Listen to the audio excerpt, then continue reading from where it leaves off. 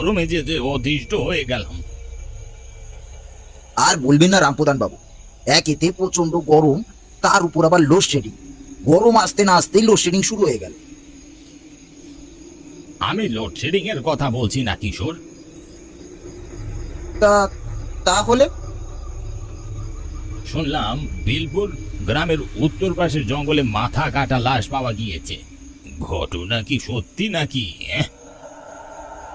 হ্যাঁ গ্রাম প্রধান বাবু, গত পরশু দিনই একজনের মাথা কাটা লাশ পাওয়া গিয়েছে। কিন্তু তার থেকেও বড় আশ্চর্যের বিষয় হলো, আবার গতকাল রাতেও আরেকজনের মাথা কাটা লাশ পাওয়া গিয়েছে। শুনেছি ছেলেটা তারই ছোট ভাই। আজ যে আবার কার লাশ পাওয়া যায় ভগবানই জানেন।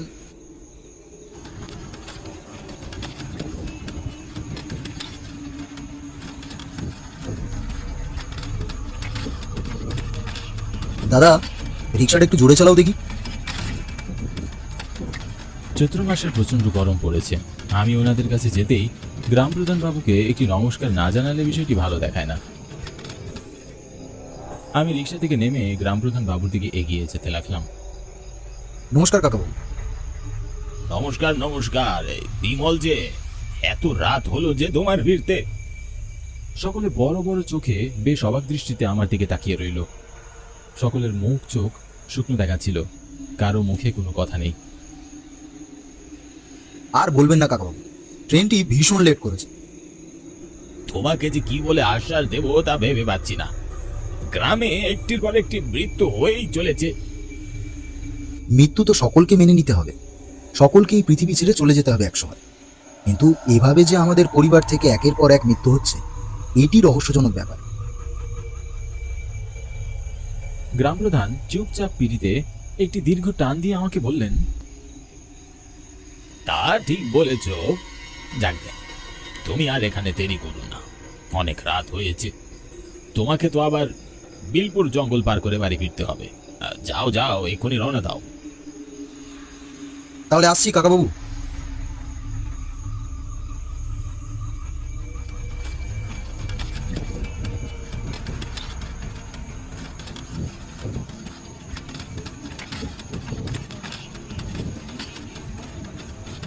চারিদিকে ঘুটঘুটে অন্ধকার। কোথাও কেউ নেই। আশেপাশ থেকে ভেসে আসছে ঝিঝি পোকার ডাক এবং শিয়ালের ভয়ঙ্কর কণ্ঠস্বর।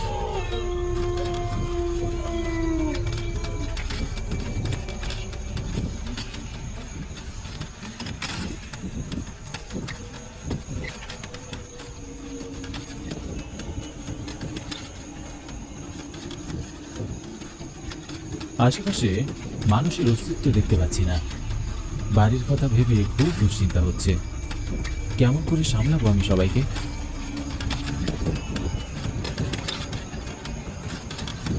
দেখতে দেখতে একসময় পৌঁছে গেলাম বিলপুর জঙ্গলের কাছে। দিনের বেলাতেই বিলপুর জঙ্গলটি বেশ ভয়ানক দেখায়, কিন্তু তার উপর এখন আবার রাত।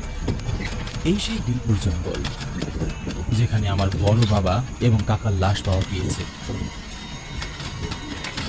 জানি না আমি বিলপুর জঙ্গলটি পার করতে পারবো কিনা, কিন্তু যে কোনো ভাবেই হোক জঙ্গলটি আমাকে পার করতেই হবে, কারণ আমি ফেরার পরে আমার কাকার লাশটি শেষ কাজ করতে হবে। এমন সময় রিক্সাওয়ালাটি রিক্সাটি থামালেন। দাদা বাবু, আপনি এখানেই নেমে পড়ুন, আমি আর সামনে এগোতে পারবো না। রিক্সা চলার আগে রিক্সাওয়ালা আমাকে বলেছিলেন যে তিনি বিলপুর জঙ্গলটি পার করবেন না, কারণ জঙ্গলটি নাকি বেশ ভয়ানক। বিলপুর জঙ্গল থেকে আমাদের বাড়ি 1 কিলো রাস্তা। কি আর করার, রিক্সাওয়ালার ভাড়াটি মিটিয়ে সামনের দিকে এগোতে লাগলাম।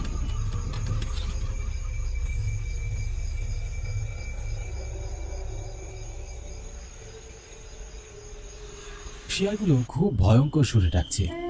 ঝিঝি পোকারাও নিরলস ভাবে ডেকেই চলেছে।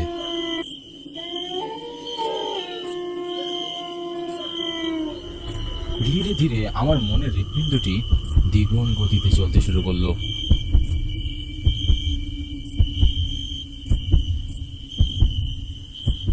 এমন সময় হঠাৎ করে আমি লক্ষ্য করলাম ওই দূরে টিমটিমে একটি আলো জ্বলছে।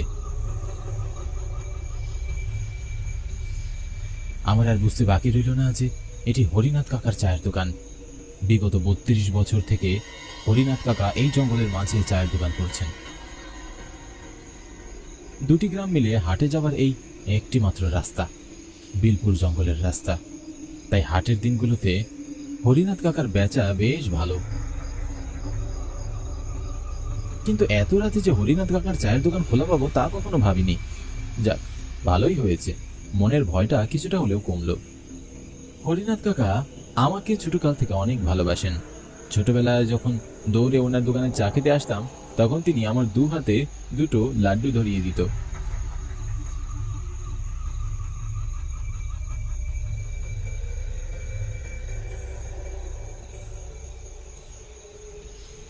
নমস্কার কাকাবাবু।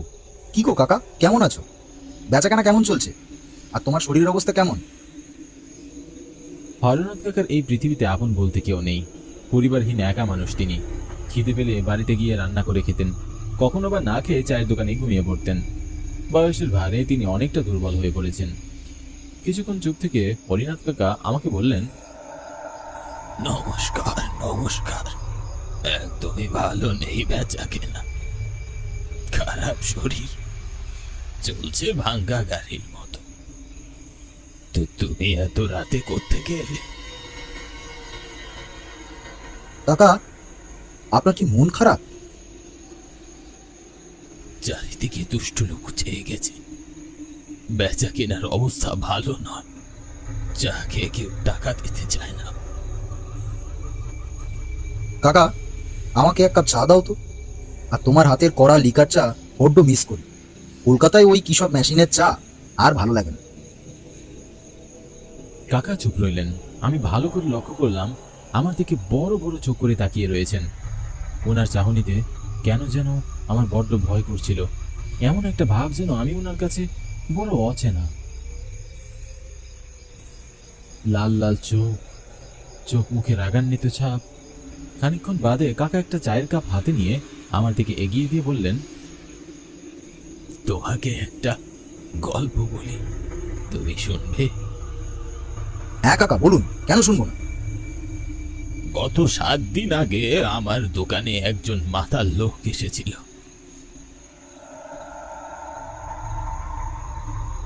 এই একটি চা আর একটা প্যাকেট বিস্কুট দাও তো। লোকটি আমার দোকান থেকে চা বিস্কুট খেয়ে তার দাম না দিয়েই যাচ্ছিল। আরে ও দাদা, চায়ের দামটা তো দিয়ে যাও। চায়ের দাম কি এমনি দিতে হবে? হ্যাঁ, আমি কি গ্রাম ছেড়ে পালাচ্ছি নাকি? খাতায় লিখে রাখো, পরে দিয়ে দেব। পরে বলে আর বাকির খাতায় লিখতে হবে?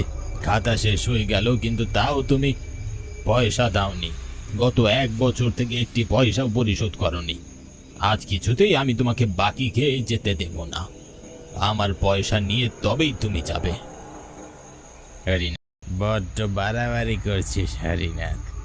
বলছি তো, খাতায় লিখে রাখ, পরে টাকা দিয়ে দেব।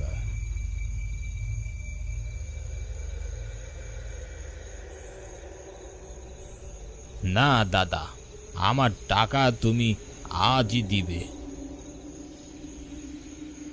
ধ্যাৎ, সর আমার সামনে থেকে। লোকটি আমাকে প্রচন্ড জোরে ধাক্কা দিল। সেই ধাক্কায় আমি ছিটকে গিয়ে একটা ইটের উপর পড়লাম। ইটের আঘাতে আমার মাথায় প্রচন্ড জখম হয়, অনেক রক্তক্ষরণ হয়। ব্যথায় যন্ত্রণায় আমি কাতরাতে লাগলাম। এক গ্লাস জল দাও। আমি দেখতে পেলাম লোকটি আমার দিকে তাকিয়ে খিলখিল করে হাসছিল। এত যন্ত্রণা যে মনে হচ্ছিল এই শরীর থেকে জীবনটি বের হয়ে যাবে আর আমি মুক্তি পাব। তারপর তারপর কি হলো কাকা?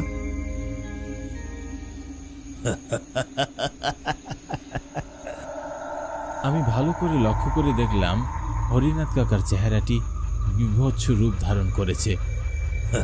চোখ আগুনের মতো জ্বলছে, দাঁতগুলো সামনের দিকে বেরিয়ে আসছে, মুখের এক পাশ দিয়ে রক্ত গড়িয়ে পড়ছে। ভয়ে আমি যেন পাথরের ন্যায় দাঁড়িয়ে পড়লাম। অনেক চেষ্টা করেও কিছুতেই দৌড়াতে পারছিলাম না। মনে হচ্ছিল কেউ যেন আমার পায়ে শিকল বেঁধে রেখেছে। এমন সময় হরিনাথ কাকা ভয়ঙ্কর কণ্ঠে আমাকে বললেন,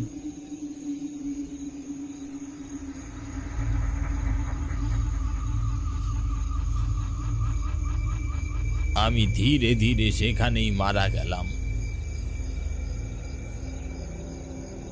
নিজেকে বাঁচাতে কেউ দেখে ফেলার আগেই লোকটি আমাকে নির্জন রাতে এই জঙ্গলের গভীরে আমার লাশটি পুঁতে রেখে সেখান থেকে পালিয়ে যায়। আমার অতৃপ্ত আত্মা প্রতিশোধের আগুনে দাউ দাউ করে জ্বলতে থাকে। আমি প্রতিজ্ঞা করি সেই লোকটির বংশকে আমি নির্বংশ করে দেব। তার পরের দিন এই বিলপুর জঙ্গলে আমি তার মাথা কেটে তাকে হত্যা করেছি এবং গতকাল তারই আপন ছোট ভাইয়ের মাথা কেটে তাকে হত্যা করেছি। এতক্ষণ আমি যাদের কথা বলছিলাম তারা আর অন্য কেউ নয়, তোমারই বড় বাবা আর ছোট কাকা। আর আজ এই বিলপুর জঙ্গলের ঘুটঘুটে অন্ধকারে আমি তোমাকে মেরে আমার প্রতিশোধের পালা শেষ করব। কাকা, কাকা আমাকে মেরো না কাকা, আমাকে ছেড়ে দাও। আমার বড় বাবা তো তোমাকে ইচ্ছা করে হত্যা করেনি। আর তাছাড়া তুমি তো বড় বাবা আর কাকাকে হত্যা করেছো, তোমার প্রতিশোধ তুমি নিয়েছো, কিন্তু আমি তো তোমার কোনো ক্ষতি করিনি। তুমি তো আমাকে ছোটবেলা থেকে কত স্নেহ করেছো। আমার বাবা ছিল না, বাবার স্নেহ আমি তোমার কাছে পেয়েছি, আর সেই তুমি কিনা আমাকে হত্যা করবে কাকা।